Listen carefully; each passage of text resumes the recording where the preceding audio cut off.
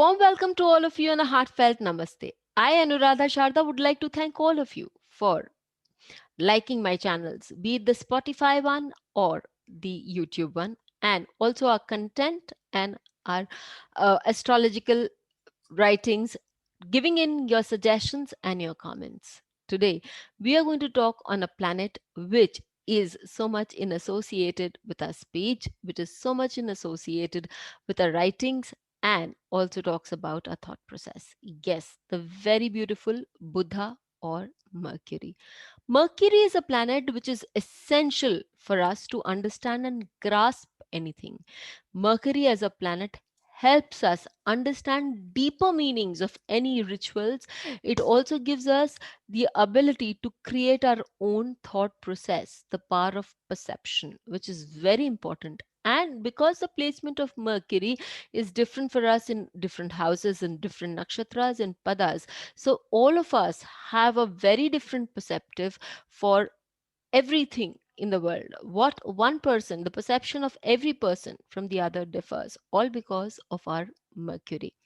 Mercury is said to be a great helper, and as Jane Basine puts in his books, he has very well extolled this power of helping power of Mercury. He's very categorically stated that if Mercury is sitting in the Lagna, one, it becomes Digbali, and two, it gives the person a certain ability to do something good for society and people and public at large. Mercury is a planet that helps us understand many things. The planet of intelligence, Mercury, right at the beginning, is linked with the brain. And being linked with the brain gives us a power of perception and comprehension. So, the ability to understand anything deeply is definitely understood and associated with Mercury. Mercury is also said to be the messenger. Mercury has always been associated with messages and with traveling. So, as a person or as a planet, it brings us sporadic messages and unravels hidden secrets within us, inner teachings, and deeper meanings of life. Let's take a minute here to understand what it means. We've all heard and known that to become a great astrologer, one of the combinations is Mercury and Sun in the eighth house. Yes. So, what is the eighth house? The eighth house is the house of hidden knowledge. Mercury, with this perception of its own, will give us an ability to look deep down into this knowledge, uncover the secrets, or unravel the knots and find out what the real root is all about. So, Mercury definitely gives us the power of understanding the hidden secrets. When we talk about power of understanding the hidden secrets, its activation here is very strong. We always tell people you need to mature before you can fully understand things. Yes, when Mercury comes to its activation age, it matures to its activation age of 32. It brings in a great deal of perception within us and the ability to do things in a more protective manner, especially if it pertains to writing, reading, understanding, or being a scholar in our own right. Then, Mercury is said to be a helpful planet, and when placed in the Lagna, it gives us the ability to serve society also. So, if it is said to be a helpful planet, when it is placed in the Lagna, what happens is it becomes Digbali. Digbali means it gets a directional strength. And wherever it is sitting, say supposing it is sitting in your kundli, in your chart, the in the lagna, and it can the lagna always defines the east, so it can be in the east direction or pertaining to that particular sign wherever it is sitting, that direction from the place of your birth, that is the area where you can actually do something for others around your life. When Mercury is afflicted, it can also give you lunacy. So, as we know, there are two sides of the coin. There are two swords. A sword, if it's a double edged sword, definitely, if Mercury is afflicted, especially if there's an affliction of moon, then epilepsy is one disease that can be seen, and lunacy is also something that can be seen, because your thought process is afflicted.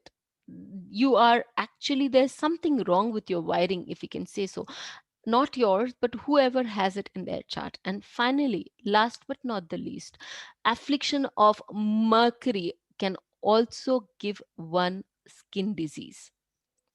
Mercury is the representative of the skin. So if Mercury is afflicted, Mercury is uh, greatly aspected or in conjunction with malefics, in that case the person can also have a lot of skin diseases. If moon is also afflicted in this case, then there can be pus or lot of spores on the skin, because the skin as well as water element is distorted. So let us take a look on a few charts and understand how these principles work on these charts. So the first case that we take is that of a two-time Nobel Prize winner, John Bardeen. John Bardeen has his second Lord and the fifth Lord Mercury in a very strong position on the Lagna. The Sun and Mercury sitting in the Lagna. Sun is also the fourth Lord of masses. It is also the fourth Lord of knowledge. Sun talks about the thing a person is born to do. Okay, and Mercury here gives him the knowledge, the support also. So this Mercury with the knowledge and the ability, because it's sitting on the Lagna, it's Digbali, to do good for others and serve society, gave him an I- ideology to work on the transistor. And there's so many things that he has worked on, and the modern physics has a lot to thank him for, because the radioactive waves and all these things that we hear about today have been a part of his discovery and invention. And not to forget that this combination becomes more solid with the aspect of Saturn, which is the Yoga Karaka, and placed in the 11th house, a house of growth, Upachaya house, as well as a house of getting recognized. So the entire combination as such so worked out that it became very beneficial for this Mercury to show his intelligence and the ability to help others. Let's move on the chart of Rabindranath Tagore. Rabindranath Tagore has his fourth lord and seventh lord, Mercury, sitting right there in the second house with an exalted sun, which is the lord of the sixth house of hard work and service. As we have very categorically stated that Mercury gives is the messenger who gives out hidden secrets, okay, and deeper meanings. So when this Buddhaditya Yoga, as the fourth lord and the seventh lord, gave him a position in life, gave him an ability to build an ashram and to connect to the human emotions.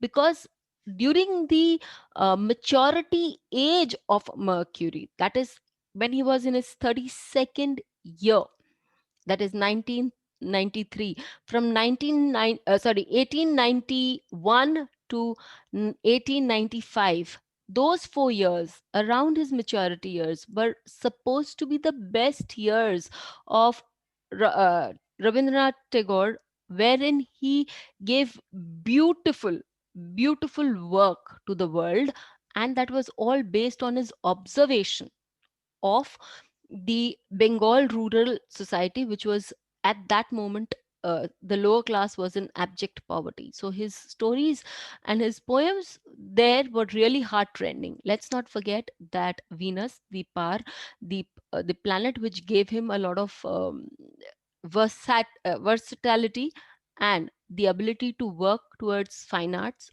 is also sitting right there. Venus is also the eighth lord and the third lord. It did during its time create problems, but that's a different matter. This Mercury gave him a perception, an ability to write, to understand the emotion of the rural public, and to portray it through his writings and work. And consequently, he also got a huge name and fame and a position in society, as it is the seventh lord of profession and also the seventh lord of the Padaprapti. Mercury being in the nakshatra of Ashwini gave him an extra intelligence, the ability, the power of perception becomes more strong, and the ability to look into things, decipher things that others cannot or would not be able to understand, even if it is in front of them, is something this Mercury in Ashwini gave Rabindranath Tagore. As we move on towards lunacy, Henry VIII of England, the King of England, has been known to be an extremely diabolic at times and to be a very self indulgent kind of a ruler. Let's have a look at his Mercury. His Mercury, which was the planet of value, is sitting right there in the 12th house of expenditures, of losses, of wastes, and is aspected by Saturn, that to a retrograde sixth lord, also by Rahu. So this Mercury, and obviously it has no positive effect at all on itself. So this Mercury definitely shows a lot of affliction.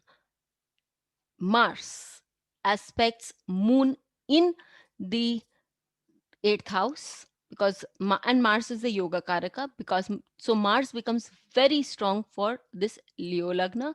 Rahu also aspects from the fourth house, the eighth house. So Moon is aspected by Rahu also. Saturn, as the sixth lord sitting in Capricorn, also aspects Moon in the eighth house in the sign of Pisces. So very clearly we see that Mercury and Moon both are said to be afflicted.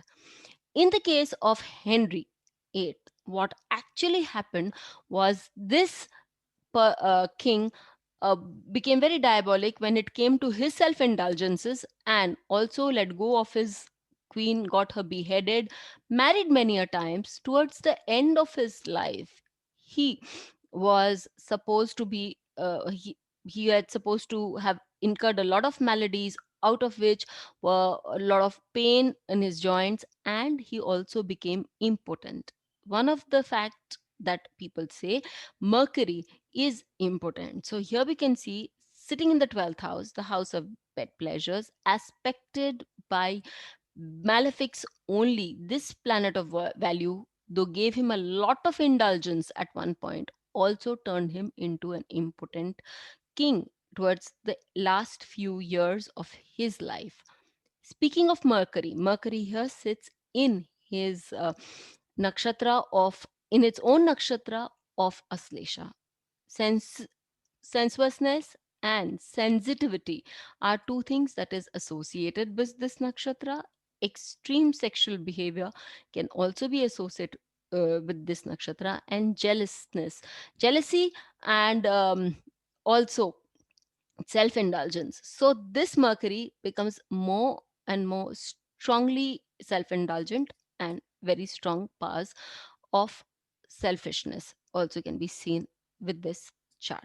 We can check this out in so many charts, and we find that this is so applicable when we talk about Mercury, and some of its so beautiful attributes.